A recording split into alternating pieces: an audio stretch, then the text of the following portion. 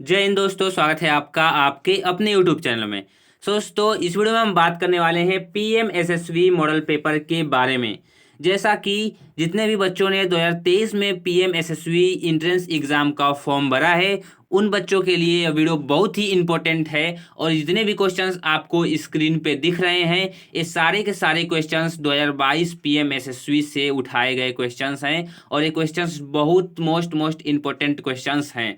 Okay, तो चलिए start करते हैं। देखिए, हमारे साथ पहला क्वेश्चन है कि क्षारीय विलयन में फिनाप्थलीन का रंग होता है। क्षारीय विलयन में फिनाप्थलीन का रंग होता है तो कैसा रंग होता है? लाल रंग होता है। ओके, नेक्स्ट क्वेश्चन है कि एक विलयन का पीएच मान 5 है, यह विलयन है। तो देखिए दोस्तों, एक विलयन है जिसका पीएच मान कितना है? 5 है। तो जब 7 से अधिक रहता है तो क्षार और 7 से कम रहता है तो अम्ल। जब 5 है तो क्या होगा? अम्लीय है। यानी कि वो विलयन कैसा है? अम्लीय है। और नेक्स्ट क्वेश्चन है कि एंटीमनी है। जो एंटीमनी है वो क्या है? क्या वो धातु है, अधातु है, उपधातु है और मिश्र धातु है? तो जो एंटीमनी होती है वो नहीं तो धातु होती है, नहीं तो उपधातु होती है। वो क्या मतलब? नहीं तो धातु होती है, नहीं अधातु। उसमें दोनों गुण पाए जाते हैं, धातु के भी और अधातु के भी। तो क्या होती है? उपधातु होती है। एंटीमनी क्या है? तो उपधातु है। नेक्स्ट क्वेश्चन है कि आघात वर्धनीयता प्रदर्शित करता है। इसमें से कौन सा ऐसा तत्व है जो आघात वर्धनीयता प्रदर्शित करता है? क्या सल्फर, आयोडीन, फास्फोरस और तांबा? तो जो तांबा है वो आघात वर्धनीयता को प्रदर्शित करता है। ये आपके मेटल एंड नॉन मेटल से है क्वेश्चन। ओके, नेक्स्ट क्वेश्चन है कि कौन सी धातु ठंडे जल के साथ अभिक्रिया कर देती है? वो कौन सी धातु है? क्या वो कॉपर है जो ठंडे जल के साथ अभिक्रिया कर देती है, कि मैग्नीशियम है, कि आयरन है, कि सोडियम और कैल्शियम दोनों हैं? तो इसमें से कौन सा सही है? तो सोडियम और कैल्शियम दोनों क्या करती हैं? ठंडे जल के साथ अभिक्रिया कर लेती हैं। और एक क्वेश्चन जितने भी दिख रहे हैं इंपॉर्टेंट है, इसे आप अपने कॉपी में नोट डाउन करते जाइए, या तो आप इसे डायरेक्ट याद कर लीजिए। और जिन बच्चों को पीडीएफ चाहिए उन वो लोग मुझसे इंस्टाग्राम पे कांटेक्ट कर सकते हैं। ओके, देखिए नेक्स्ट क्वेश्चन है कि निम्नलिखित में से कौन सी धातु अम्ल से हाइड्रोजन विस्थापित नहीं करती? ये चार ऑप्शन दिए गए हैं, इसमें से कौन सी ऐसी धातु है जो हाइड्रोजन में से मतलब कि जो कि अम्ल में से हाइड्रोजन को विस्थापित नहीं करती? तो जो आपको मैग्नीशियम दिख रहा है वो क्या करती है? अम्ल में से हाइड्रोजन को विस्थापित नहीं करती है।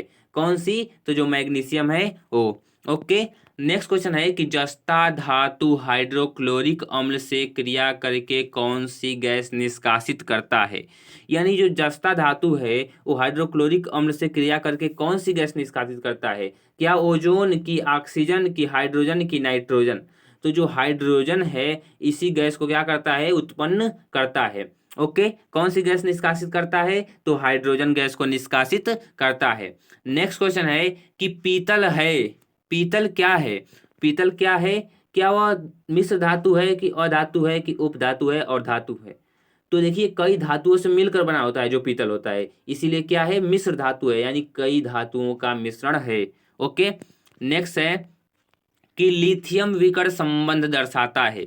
जो लिथियम तत्व होता है Li, वो किससे विकर्ण संबंध दर्शाता है? तो जो चौथा ऑप्शन आपको दिख रहा है मैग्नीशियम के साथ, तो किसके साथ दर्शाता है? तो मैग्नीशियम के साथ जो है वो विकर्ण संबंध दर्शाता है।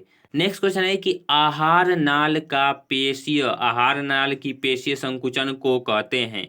जो आहार नाल में पेशीय संकुचन होती है उसे क्या कहते हैं? तो कुंचन, क्रमानुकुंचन होता है, लेकिन यहाँ पे देखिए, यहाँ पे छूट गया है, क्रमानुकुंचन होगा। यहाँ पे राइट आंसर क्या है? क्रमानुकुंचन। आहार नाल में पेशी संकुचन को क्रमानुकुंचन कहते हैं, न कि पाचन, ना ही परिसंचरण और ना ही अवशोषण। क्रमानुकुंचन इज द राइट ऑप्शन।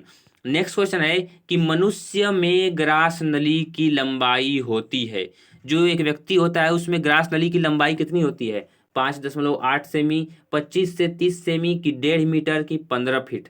तो जो 25 से 30 सेमी है उतनी ही लंबाई होती है ग्रास नली की। ओके, बस ईसोफेगस की लंबाई पूछ रहा है, पूरे पाचन तंत्र की लंबाई नहीं, केवल आपके गले से लेकर और आपके पेट तक, यानी ईसोफेगस जो होता है उसकी लंबाई पूछ रहा है। ओके, अब देखिए नेक्स्ट क्वेश्चन है कि यकृत स्रावित करता है, यकृत जो है वो क्या स्रावित करता है, क्या लार स्रावित करता है? तो लार तो मुख गुहा से स्रावित होता है। जठर रस, ये भी नहीं, पित्त रस स्रावित करता है यकृत। यकृत क्या करता है, यानी जो लीवर होता है वो पित्त रस को स्रावित करता है। ओके, देखिए नेक्स्ट क्वेश्चन है कि पल्मोनरी शिरा खुलती है, रुधिर लाती है, किसमें लाती है? क्या दाहिने अलिंद में, बाएं अलिंद में, बाएं निलय में और दाहिने निलय में। यहाँ पे में रहेगा, से नहीं रहेगा, सब में रहेगा। तो किस में लाती है? तो बाएं अलिंद में। किस में लाती है रक्त? तो बाएं अलिंद में लाती है। ओके, नेक्स्ट क्वेश्चन है कि निम्नलिखित में से कौन सा पादप हार्मोन है? क्या इंसुलिन है, कि दूसरा है आपका थायरोक्सिन, की एस्ट्रोजन, या साइटोकाइनिन? तो जो इसमें साइटोकाइनिन होगा ये राइट आंसर है, क्योंकि एक पादप हार्मोन है साइटोकाइनिन। ओके, नेक्स्ट क्वेश्चन है कि दो तंत्रिका कोशिकाओं के मध्य खाली स्थान को क्या कहते हैं? जो दो तंत्रिकाएं कोशिकाएं होती हैं उसके मध्य जो खाली स्थान होता है उसे क्या कहते हैं? आवेग कहते हैं, एक्सॉन, मेरुरज्जु, तो उसे क्या कहते हैं? स्नेप्स, यानी जो उसकी दीवार होती है उसमें जो खाली स्थान होता है उसे स्नेप्स कहते हैं। ओके, नेक्स्ट क्वेश्चन है आपके सामने कि मास्टर ग्रंथि है, जो मास्टर ग्रंथि है वो कौन सी है? तो मास्टर ग्रंथि कौन है? पीयूष ग्रंथि को मास्टर ग्रंथि कहते हैं। थायराइड को नहीं, एड्रिलिन को नहीं और पीनियल काय को नहीं, पीयूष ग्रंथि को मास्टर ग्रंथि कहते हैं। ओके, और नेक्स्ट क्वेश्चन है कि डीएनए के दोनों तंतुओं को आपस में जोड़ते हैं, वो कौन से बंध कहलाते हैं? हाइड्रोजन बंध, आयनिक बंध, या फिर पेप्टाइड बंध, या फिर सहसंयोजी बंध? इसका आप कमेंट करके आंसर बताएंगे। इसका आंसर है हाइड्रोजन बंध। आप लोग कमेंट बॉक्स में लिख देंगे कि डीएनए के दोनों तंतुओं को आपस में कौन सा जोड़ता है? तो हाइड्रोजन बंध जोड़ता है। ओके, नेक्स्ट क्वेश्चन है कि अलैंगिक जनन मुकुलन द्वारा होता है। जो अलैंगिक जनन है वो मुकुलन द्वारा किसमें होता है? क्या अमीबा में होता है, कि ईस्ट में, कि प्लाज्मोडियम में, कि लिस्मानिया में? एक क्वेश्चन मैंने एक दिन और कराया था, तो इसका सही आंसर क्या है? ईस्ट में। जो अलैंगिक जनन मुकुलन द्वारा होता है वो ईस्ट में होता है। नेक्स्ट क्वेश्चन है आपके सामने कि पुष्प में कितने भाग होते हैं? जो पुष्प देखते हैं आप उसमें कितने भाग होते हैं? तो कितने भाग होते हैं? 4 भाग, मुख्य रूप से 4 भाग पुष्प के होते हैं। और नेक्स्ट क्वेश्चन है आपके सामने कि मनुष्य के शुक्राणु में 25 की संख्या, मतलब ऑटोसोम की संख्या कितनी होती है? जो मनुष्य का शुक्राणु होता है उसमें कितनी संख्या होती है, मतलब ऑटोसोम्स की? तो 44 ऑटोसोम्स मनुष्य के शुक्राणु में होते हैं। ओके, नेक्स्ट क्वेश्चन है आपके सामने कि समतल दर्पण की फोकस दूरी, और ये क्वेश्चन फिजिक्स से है कि समतल दर्पण की फोकस दूरी कितनी होती है? तो क्या अनंत होती है, कि 50 सेमी, 30 सेमी, इनमें से कोई नहीं? तो जो समतल दर्पण होती है वो एकदम बिल्कुल समतल होता है, इसी वजह से इसकी त्रिज्या क्या होती है? अनंत होती है। इसी वजह से इसकी फोकस दूरी भी क्या होती है?